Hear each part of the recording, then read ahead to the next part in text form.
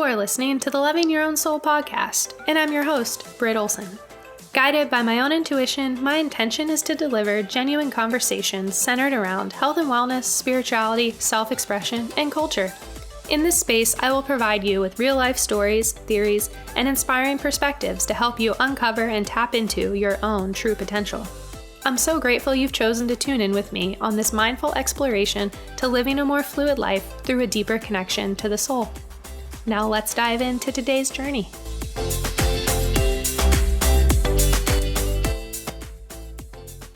Hi guys, welcome to my weekly digest. For those of you who are new here or just tuning in, every Thursday I will digest and decode a different health and wellness, spiritual, or cultural topic so that way you can better understand and feel more on trend in the ever-changing world we live in.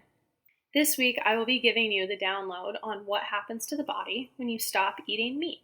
As always, please keep in mind that I'm not a trained medical professional. I don't currently hold any licenses, nor do I claim to be an expert in any of these areas. This episode simply stems from theories, research from qualified professionals, and my own findings and opinions on the areas we discuss. For any specific questions or topics you'd like to see on here, feel free to email me at lovingyourownsoul@gmail.com. Now let's dive in.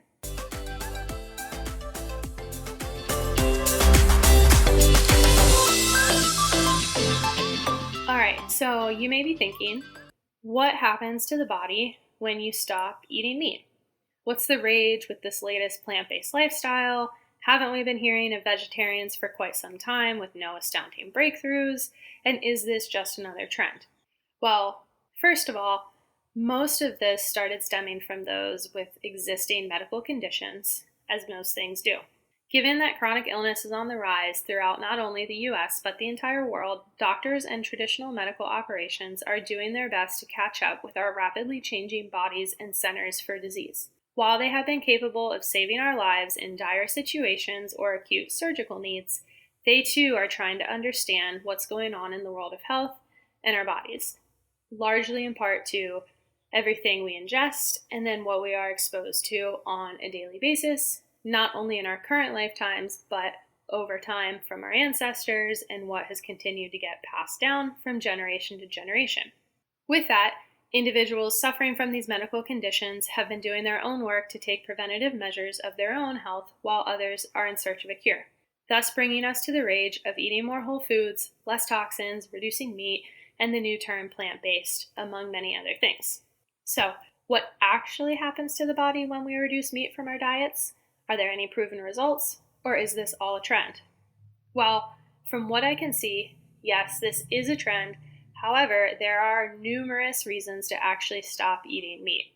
However, everyone and everybody is individual and unique to their own self, so while some may benefit from a long-term or lifelong reduction in meat, others may only be able to sustain a short-term reduction in order to kick their body back into working order and reduce disease, and then slowly incorporate certain meats back in because they actually need it. I really think what's most important of not only this topic, but really most things that we chat about, is in our current world, we are so fortunate to have so much information at our fingertips. However, it's also a double-edged sword because we fall prey to following the crowds when it comes to our own health. And as you probably know by now, that's not always the best thing to do. We need to honor our own unique traits, bodies, and ourselves as individuals. So with that, let's jump in and find out what actually takes place upon removing meat from the body. Well, the number one thing that takes place is you will reduce inflammation from the body. If you eat meat, cheese, highly processed foods, chances are you have elevated levels of inflammation in your body. Short-term inflammation, such as injury or from surgery, that's normal. However, inflammation lasting for months or years is not, and that's actually termed chronic inflammation.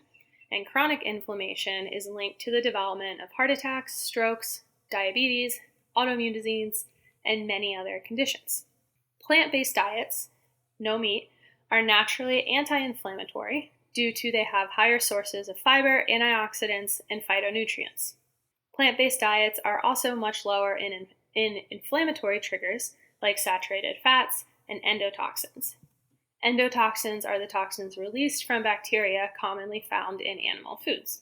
Studies have even shown that people who adopt plant-based diets can dramatically lower their level of C-reactive proteins, which are an indicator of inflammation in the body. A study of over 12,000 middle-aged Americans published in the Journal of the American Heart Association in 2019 found that cutting out meat entirely was actually linked to a much lower risk of cardiovascular disease and heart disease-related deaths. Number 2, you'll change how your genes work. Scientists have made a remarkable discovery that environmental and lifestyle factors can actually turn our genes on and off. For example, the antioxidants and other nutrients we eat in whole plant foods can change gene expression in order to optimize how our cells repair damaged DNA. In fact, they've even seen that with a plant-based diet, along with other lifestyle changes such as reducing stress, exercise, etc. You've heard it all before.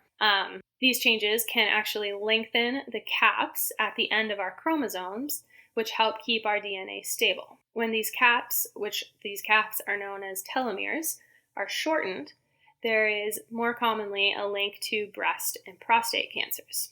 So therefore, it's been found that potentially our cells and tissues actually age more slowly since these caps have been shortened, which are associated with further aging and even an earlier death. Number 3, when you remove meat from your diet, you actually can give your microbiome a full makeover. For those who are not familiar, the microbiome, probably a term you've most likely heard by now, as gut health is all the rage, as it should be. But a microbiome is the trillions of microorganisms collectively living in our bodies. Increasingly, the microorganisms are recognized as crucial to our overall health. These microorganisms help us digest our food, produce critical nutrients, train our immune systems, turn genes on and off, keep our gut tissue healthy, and even help protect us from cancer. On the flip side, studies have shown that the bad bacteria in our guts, which happens when we don't have a balanced microbiome, actually plays a role in obesity, diabetes, autoimmune disease, inflammatory bowel disease, and liver disease.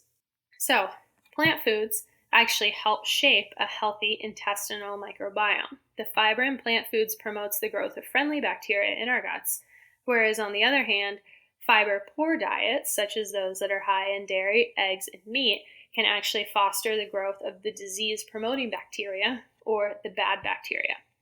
Some of you may or may not know this, but many conventionally raised animals are given hormones and antibiotics, which can shift our own beneficial bacteria in the same way taking antibiotics can. So, if you thought your gut was safe because you've never ingested prescribed antibiotics, think again. If you've had meat, chances are you've had antibiotics through your system. Studies have also shown that when we eat meat, poultry, seafood, eggs, and dairy, our gut bacteria makes a substance that is converted by our liver into a toxic product called TMAO. This TMAO leads to worsening cholesterol plaques in our blood vessels and escalates the risk of heart attack and stroke. Interestingly enough, people eating plant-based diets make little or no TMAO after a meat-containing meal because they have a totally different gut microbiome. And it actually takes only a few days for the gut bacterial patterns to change. So if you switch to a plant-based diet, you can actually start seeing somewhat close to immediate effects. However, keep in mind that those immediate effects will take place on an internal level before you may start feeling them on an external level or actually feeling reduction of pain, bloating, etc.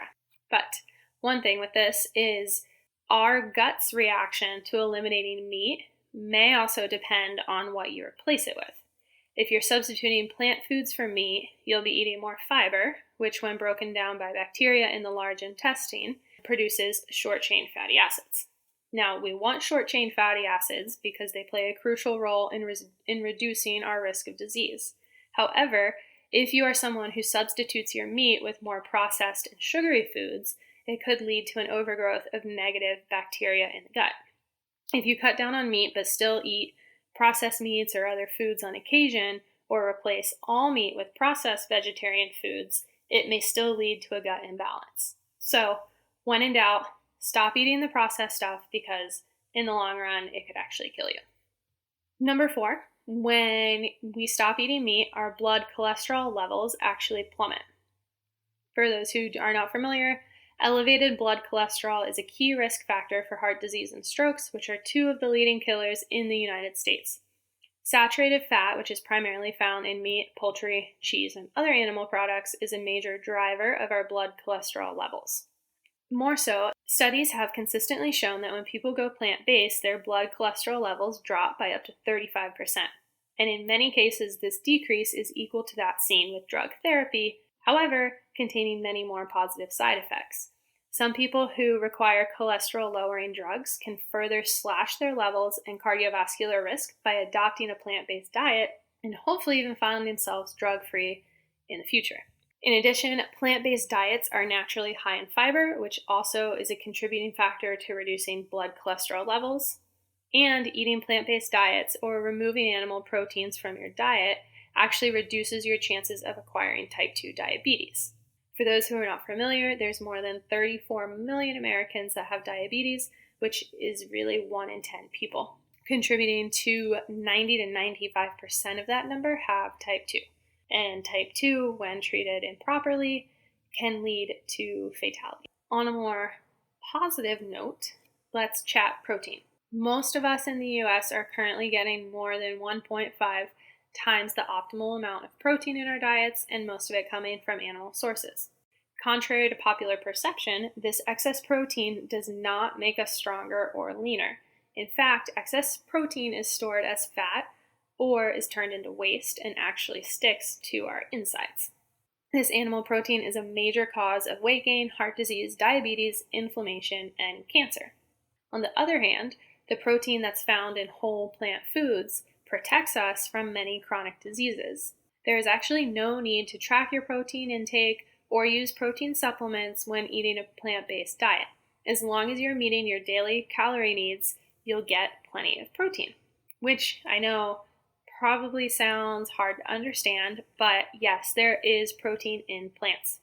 Plants with the most amount of protein include broccoli, green peas, hemp seed, lentils, chickpeas, spinach, black beans, and black beans actually are one of the most protein-heavy plants that you can eat because they contain, I think it is 15 grams of protein in 1 cup, which is more than the average chicken drumstick. So that's a lot. Don't think that by eating plants, you're not going to get any protein in your diet. In fact, I, as of recently, have trained for a full half marathon solely on a plant-based diet. And last but not least, you not only are making a huge impact on your own health, however, you can make a huge impact on the health of our planet and those who inhabit it. For those who maybe are not as familiar, animal agriculture is extremely destructive to the planet. It is the single largest contributor to greenhouse gas emissions and is a leading cause of land and water use, deforestation, wildlife destruction, and species extinction. About 2,000 gallons of water are needed to produce just 1 pound of beef in the US. Our oceans are rapidly becoming depleted by fish, and some scientists estimate that oceans may be fishless by 2048. That's in 28 years. So in our lifetime, there's a high probability that we may experience oceans without any fish. It's so sad. The current food system, based on meat and dairy production, also contributes to world hunger, as majority of the crops grown worldwide go toward feeding livestock, not actually feeding people. Equally important, animals raised for food are sentient beings who suffer, whether raised in an industrial factory farm or in farms labeled humane. Eating a plant-based diet can actually help us lead to a more compassionate lifestyle. After all, being healthy, or the term health, is so much more than just the food we eat. It's also about our conscious, our awareness of how our choices affect the planet and all of those with whom we share it with. So, as you can see, lots of evidence as to what happens to the body when you remove meat from your diet. Ultimately, it's your choice at the end of the day, just providing you with the facts so that you can better understand what this plant-based lifestyle and the term no meat is all about. However, there is a catch, because we need to remember that we are all different and unique and need different varieties of food to sustain. As more people go meat-free, it may have a positive effect on the planet, but its effects on the human body are highly individual, as no two people will have the same reactions. If you're considering going meat-free or making any lifestyle or diet changes, always chat with your medical professional to make sure you're getting all of your nutritional needs. And like I mentioned a little bit before, while plant-based is great, it may not be a long-term sustainable option for all of us. It may be something you incorporate once a year or for a few months to simply clean your body out, or you only eat meat twice a week compared to twice a day as you may currently be doing. The biggest thing is to always listen to your body and specifically what works for you. While there clearly are many direct and proven benefits to why we should all attempt to remove or reduce meat in our diets for ultimate health, you still need to be aware of yourself, your body, and your daily needs. If you do need to continue eating meat, need meat to sustain yourself, for whatever reason meat works for you, that's great. However, please be conscious of the labels on your food and try to eat grass-fed, free-range, wild-caught, and most importantly, meat that has never been pumped with antibiotics or hormones. So, there you have it. Meat or no meat, ultimately, it is your decision. And as always, I hope you have enjoyed your time with me today, and I'm so grateful you tuned in to this weekly digest. See you next week.